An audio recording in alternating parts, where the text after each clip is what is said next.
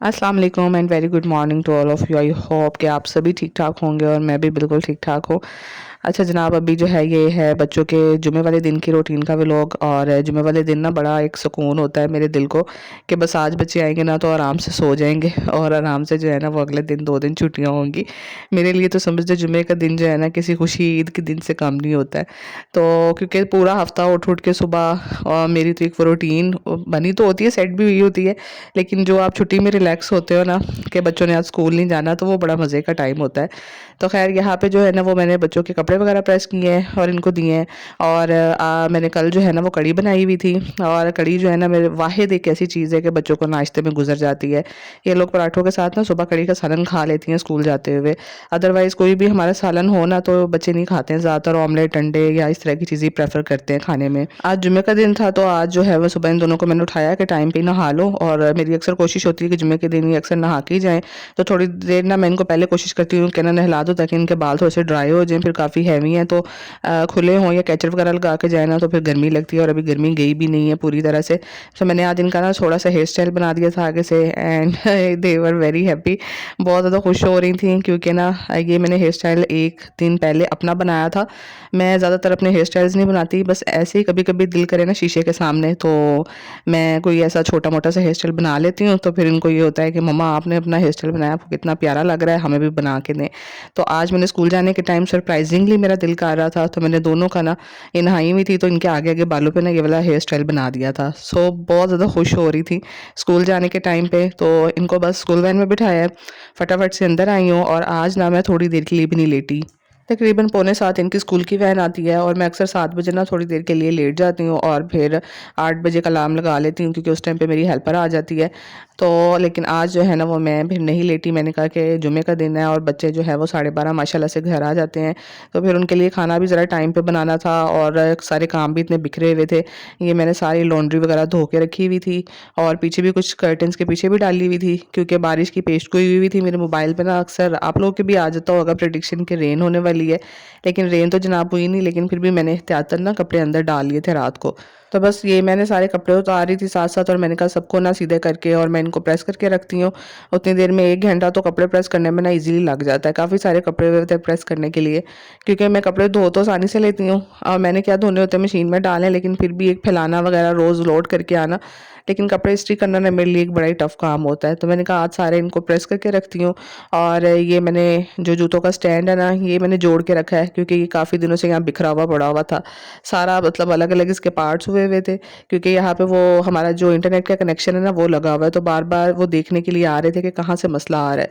So internet का connection जो है ना वो हो गया था कल।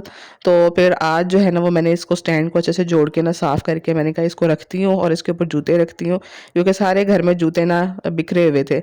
इसके ऊपर ना फिर भी बहुत सारे जूते आ जाते हैं, तकरीबन 9-10 जूते इसके ऊपर आ जाते हैं। काफ़ी सुकून रहता है। ये ना हो तो पूरे घर में बच्चों ने जूते बिखेरे होते हैं। सो बस आज इसकी मैं थोड़ी सी जगह चेंज कर रही थी। मैंने कहा इसको ना यहाँ सीढ़ियों की साइड पर रख देती हूँ क्योंकि दरवाज़ा मेन डोर खुले ना तो बिल्कुल सामने ही नज़र आ रहा होता है, तो वो मुझे फिर बिल्कुल अच्छा सा नहीं लगता ना। तो आज मैंने इसको साइड पर रख दिया था। अच्छा, आज ना इस टॉपिक पे बात करेंगे कि अपने बच्चों से किस तरह हम काम ले सकते हैं। बच्चे छोटे हों या बड़े हों, काम करवाने बच्चों से बड़े मुश्किल होते हैं। बच्चे एक आधी दफ़ा तो कहना आपका मान लेते हैं, काम कर लेते हैं, लेकिन जब आप ज़्यादा दफ़ा उनके ऊपर ज़ोर देते हैं ना तो बिल्कुल लापरवाही से काम लेते हैं। एक कान से सुनते हैं दूसरे से निकाल लेते हैं। यकीन माने हर माँ का सर दर्द है, ये सिर्फ़ आप लोगों का नहीं है। मैं खुद भी इस चीज़ से गुज़रती हूँ तो मुझे पता है कि बच्चों से जो है ना वो आप एक काम कहेंगे तो बखुशी कर देंगे, लेकिन दूसरे तीसरे की दफ़ा जो है ना उनके कान पे फिर जू भी नहीं रेंगती है। उनको लगता है कि मामा तो हर वक्त बस काम कहती रहती हैं तो छोड़ो। अच्छा, पहली बात तो ये कि कुछ काम होते हैं घर के जो बच्चे बड़े खुशी से कर देते हैं। जैसे वो बड़े बड़े काम होते हैं आप बच्चों से करवाना नहीं चाह रहे होते हैं, लेकिन बच्चे वही काम खुशी से करते हैं। और जो काम आप उनको बता रहे होते हैं ना उन कामों में उनकी रजामंदी नहीं होती। जैसे अगर मैं अपने बच्चों के बारे में बोलूँ ना तो अगर बर्तन पड़े हुए ढेर लगा हुआ है ना, तो जो उनके आसान काम है जैसे मैं उनसे बोलूँगी अपने कपड़े उठा लो या अपने जूते जगह पे रखो, तो ये उनको एक हेक्टिक सा काम लगेगा, उनका दिल नहीं करेगा। बट बर्तन बड़े खुशी से जाके धोना शुरू कर देंगी कि बर्तन हम धो देते हैं आज जाके ना, जैसे वो एक नया काम है उनके लिए। शायद अगर 2-4 दिन वो भी करे तो थक जाएँ। इसी तरह मेरे बच्चे जो है ना वो लॉन्ड्री लोड करके बड़े खुश हो रहे होते हैं कि लॉन्ड्री जो है ना वो हम लोड कर आते हैं। मतलब बच्चों को जो काम आप नहीं करवाना चाहेंगे ना वो बच्चे करेंगे, और जो आप उनसे बोलेंगे सारा दिन में वो काम वो नहीं करेंगे। जूते वहीं पड़े रहेंगे, कपड़े वहीं पे पड़े रहेंगे, लेकिन जो बड़े-बड़े काम है ना वो फटाफट करेंगे। अब जैसे मेरी बड़ी बेटी की अगर मैं मिसाल दूँ ना, तो उसको मेरे हाथ से छीन-छीन के रोटियाँ बनाना या सालन में चमचा हिलाना आदि हांडी जो है वो मतलब खुशी-खुशी बना लेती है। हालाँकि मेरा वो काम करवाने का बिल्कुल दिल नहीं चाह रहा होता, क्योंकि मैं खुद चाह रही होती हूँ जल्दी-जल्दी कर लूँ। क्योंकि ऐसे कामों में ना हमें बच्चे को गाइड करना पड़ रहा होता है। हम उनको पूरा जो है वो अनअटेंडेड तो छोड़ के नहीं जा सकते ना। साथ-साथ वॉशिंग मशीन में कितना सर्फ़ डालना है वो भी जाना पड़ेगा साथ में। और अगर बच्चा जो है बर्तन धो रहा है तो वो भी साथ में देखने पड़ जाते हैं अक्सर। खाने में या रोटी में कुछ वो आपके साथ कुछ कुकिंग कर रहा है तो वो भी आपको साथ-साथ उसके सर पे खड़े होना पड़ता है। तो ऐसे काम से ना हम माएँ घबराती हैं। हमारा दिल होता है कि जो छोटे-छोटे हैं ना बस ये वो अपने कर लें या जो हमने इनको ऑर्डर दिया है। बट बच्चे इस पे नहीं चल रहे होते हैं। सो आपने कोशिश करनी है, अगर बच्चा खुद कुछ खुशी से कह रहा है ना कि हम ये कर लें तो उसको कर लेने दें। अगर उसने कुछ ऐसे वाले काम चूज़ कर लिए हैं कि मम्मा मैं ये करती हूँ या मैं ये करता हूँ, तो उसको वो करने दें काम, चाहे वो टेढ़ा-मेढ़ा करे, उल्टा-सीधा करे, ख़राब करे, आप उसको एप्रिशिएट कर दें। और इस चीज़ से ना घबराएँ कि हमें बच्चे के साथ खड़ा होना पड़ेगा उसके सर पे, और हमें साथ-साथ इसको बताना पड़ेगा, तो हमारा भी टाइम वेस्ट होगा। एक तो यहाँ से बच्चे को थोड़ी-सी काम करने की आदत पड़ जाती है आहिस्ता-आहिस्ता। और दूसरी जो मैंने चीज़ इनके साथ की थी ना, जो मैंने देखा था कि अगर 2 बच्चों को या 3 को एक मिल के काम करने की, मेरे तो 2 ही बच्चे हैं, तो मेरे 2 बच्चों को माशाल्लाह अगर मैं एक काम करने को मिल के बोलूँ ना कि ये काम करो आपने मिल के, टीवी लॉन्च या बेड सेट करना है, तो हमेशा लड़ाई होती है। वो कहेगी कि इधर से खींच दिया इसने, मुझे कुशन ऐसे नहीं रखने दिया है, मतलब इस बात पे लड़ाई होती जाएगी।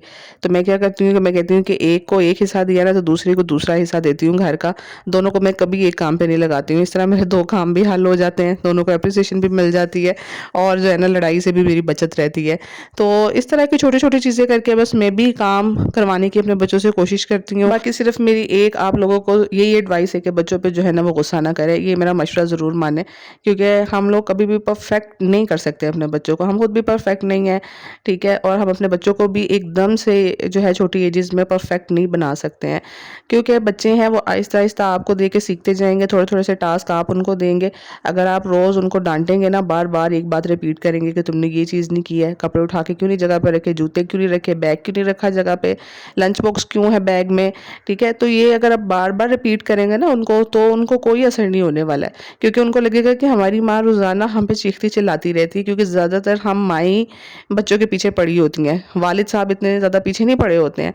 बाप जो है ना वो बस मतलब सुबह को आते हैं, शाम को आए, इसलिए ज़्यादातर बच्चों को ना अपने बाप ज़्यादा अच्छे लगते हैं। और आप अक्सरियत बच्चों से पूछ लें तो वो यही कहेंगे कि हमारी मम्मा हमें ज़्यादा डाँटती हैं और पापा कम डाँटते हैं। तो माँ ने तो ज़्यादा डाँटना है, क्योंकि सारा दिन जो है वही सर खपा रही होती है।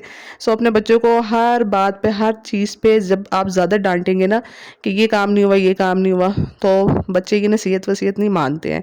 अगर आप नसीहतें थोड़ी-सी कम रखेंगे ना, तो फिर बच्चे आपकी बात ज़रूर मानेंगे। अगर रोज़ नसीहतों पे इतना लंबा लेक्चर देंगे ना, तो फिर वो भी कतरा के भागेंगे कामों से। तो बस एक चीज़ याद रखें कि अपने आप को काम डाउन रखें। बच्चों वाले घर में खलारे पड़ते ही पड़ते हैं, गंद भी पड़ते हैं, कोई बात नहीं है। अगर मैस फैला हुआ है, बच्चे ही हमारे घर की रौनकें हैं।